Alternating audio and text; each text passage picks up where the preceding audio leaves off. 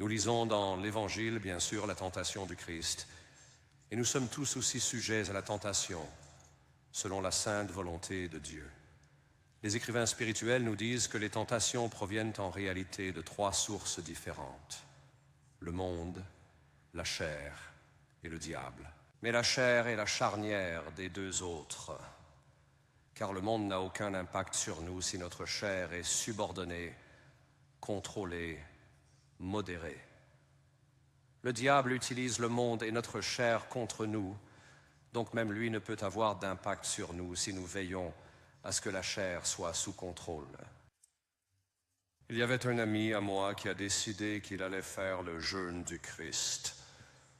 40 jours, sans nourriture du tout. 40 jours. Alors il va chez le médecin et lui demande « Puis-je faire cela ?» Il répond « Oui, tu peux faire cela. La chose principale à faire est de surveiller tes électrolytes. Assure-toi qu'ils ne descendent pas en dessous d'un certain niveau et tu pourras bien le faire. » Et il était en quelque sorte un homme d'affaires, mais son idée était qu'il allait enfin maîtriser la vertu du jeûne grâce à ces 40 jours. Saint Thomas dit que la loi naturelle commande toutes les vertus, et 2 de ces vertus sont le jeûne et l'abstinence. Et cela signifie donc que même selon la loi naturelle, en mettant de côté le précepte de l'Église de jeûner les 2 jours de l'année, nous avons l'obligation de réellement développer la vertu du jeûne. Une vertu est une habitude qui se forme par l'action répétée. Donc nous devons continuer à le faire encore et encore pour arriver au point où nous avons véritablement maîtrisé cela. Maintenant, le but du jeûne, qui est ce que un ami à moi voulait pouvoir en arriver au point où il pourrait atteindre le point où il pourrait. Quand il s'agissait de nourriture, il pourrait la prendre ou la laisser. Que cela n'ait pas de contrôle sur lui, parce qu'il était un gars assez costaud. Il a fait les 40 jours. Perdu 25 kilos dans le processus. En fait, jeûner 41 jours et demi. Et ensuite, ils disent toujours que pour chaque 2 jours de jeûne, il faut une journée pour augmenter lentement, car votre système digestif n'y est pas encore habitué. Mais à la place, ce qu'il a fait, c'est qu'il a commencé à manger un peu et il dit « Hey, je me sens plutôt bien. » Et la prochaine chose que l'on sait, il mange une pizza entière plus un demi-poulet. Ce qui te dit quoi? Il n'a pas vraiment maîtrisé le jeûne. Parce que le jeûne nous donne quoi? Il nous donne un détachement de la nourriture. L'abstinence, la vertu de l'abstinence où nous nous abstenons de certains types d'aliments, devrait nous amener au point où nos facultés inférieures, dont je parlerai ici dans une minute, deviennent indifférentes par rapport à quels aliments nous mangeons à la fois. Il y avait un saint, je ne me souviens jamais du nom de ce gars. Il y a tant d'entre eux, vous savez. Mais quoi qu'il en soit, il était arrivé au point où il ne faisait pratiquement plus attention à ce que ses frères lui donnaient à manger, et il lui donnait des choses que personne d'autre ne mangerait jamais. Et ils étaient choqués qu'il n'y ait aucune différence dans le changement de son expression quand il mangeait la bonne ou la mauvaise nourriture. Comme je l'ai mentionné, la loi naturelle commande toutes les vertus.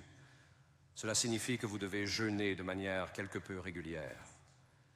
L'exigence de l'Église de jeûner 2 jours par an, si vous faites cela, cela répond au précepte de justice par rapport à l'Église. Mais cela ne remplit pas les obligations de la loi naturelle, en raison d'un problème spécifique. Nous, en tant qu'êtres humains, après la chute, nous sommes coincés avec 4 blessures du péché originel. L'ignorance, qui est dans l'intellect. La malice, qui est dans la volonté. Nous sommes juste mauvais, nous sommes méchants envers les gens. La faiblesse, qui est dans la chair. Donc ces 2 premiers sont en fait dans les facultés spirituelles, l'intellect et la volonté. Mais les 2 autres, la faiblesse est dans ce qu'on appelle l'appétit irascible. C'est celui qui engage les choses douloureuses, difficiles et dures à faire sur un plan physique. Et puis, il y a l'appétit concupiscible. C'est celui qui désire les plaisirs de la nourriture et du sexe. Et donc, pour amener cette chose au point où ses facultés inférieures, parce qu'après qu'Ève ait mangé le fruit, et puis Adam a fait la même chose, maintenant nous sommes tous coincés avec ces appétits et émotions inférieures, hors de contrôle. Comment les contrôler? Finalement par la vertu. Ainsi, en acquérant la vertu de la force, mon appétit irascible devient plus équilibré. Il peut s'engager dans des choses qui sont douloureuses et difficiles, et il n'y a pas de retraite par rapport à eux. Cela l'engagera. C'est ce que la mortification concerne, finalement. Et le jeûne et la mortification se rapportent à la fortitude, mais ils se rapportent aussi à l'appétit concupiscible, qui est ce désir pour les plaisirs de la nourriture, par exemple. Utilisons juste celui-là. Alors, pourquoi est-ce que le gars a fait 40 jours et il est vraiment sorti de l'autre côté, sans avoir développé de vertu de tempérance, vraiment. Et cela se résume à un problème fondamental dont chacun de nous souffre.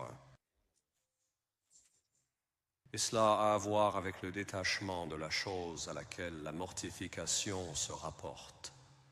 Qu'est-ce que cela signifie? Cela signifie que si vous allez acquérir l'abstinence parfaite et le jeûne parfait pour maîtriser cet appétit concupiscible, afin qu'il ne vous contrôle ni ne vous domine, vous devez le rendre indifférent par rapport à la nourriture. C'est essentiellement ce que nous appelons le détachement. C'est une perfection. Et ainsi, vous pouvez soit prendre quelque chose, soit le laisser. La plupart du temps, quand les gens jeûnent, ils se disent « D'accord, je vais jeûner 6 jours par semaine, ce que je fais en tant qu'exorciste. » Mais 6 jours par semaine, ils se disent « Dimanche, il y a le petit déjeuner le matin. » Donc lundi, ils pensent au petit déjeuner du dimanche. Ce manque de détachement réduit la volonté de le faire. Qu'est-ce que cela signifie? Cela signifie que je ne suis pas complètement engagé à exercer ma volonté et à vraiment renoncer à cette chose. Quel est donc l'objectif du jeûne? Atteindre le point où je mange uniquement en fonction de ce que dit la raison, pas pour me sentir bien ou autre, ou que je m'approche de la nourriture et que, soudainement, je ne pense plus clairement et je me sers une énorme portion. C'est la raison qui doit contrôler cela. Cela réduit donc le caractère volontaire. Qu'est-ce que cela signifie réellement?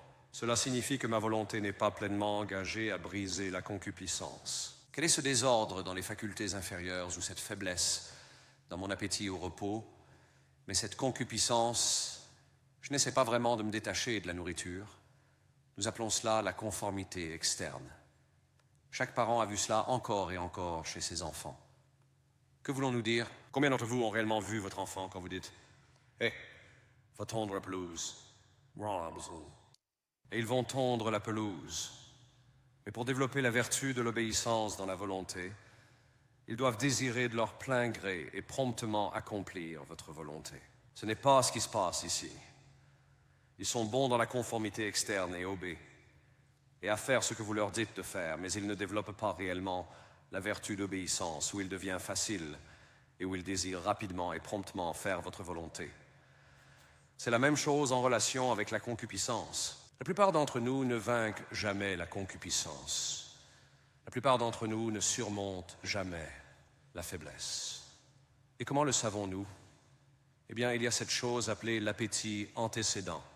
Et en gros, c'est lorsque nos émotions surgissent avant ou en contradiction avec ce que nous pensons ou voulons. Combien d'entre vous ont déjà été en colère alors qu'ils ne voulaient pas l'être? C'est un indicateur qu'il y a une faiblesse dans votre appétit irascible de colère. C'est faible. Alors que si vous aviez de la force, vous pourriez faire face à une chose douloureuse ou difficile tout en gardant une parfaite équanimité intérieure. Alors, le détachement fait quoi? Dans le cas de la colère, saint Thomas l'a défini comme une perception de l'injure, avec un désir de vindication. Je dois me détacher du plaisir que je ressens à frapper la personne sur la tête ou à la blesser pour qu'elle cesse de me blesser. Je dois me détacher de ce plaisir. Je dois me détacher du plaisir de la nourriture. Cela ne signifie pas que vous ne mangez pas, cela ne signifie pas que vous n'appréciez rien. Mais cela doit maintenant faire exactement ce que Teresa, la petite fleur, a fait, Sainte Thérèse. C'est ce qu'elle ferait qu'elle mangerait. Une fois, elle mange ce gâteau et elle l'apprécie vraiment.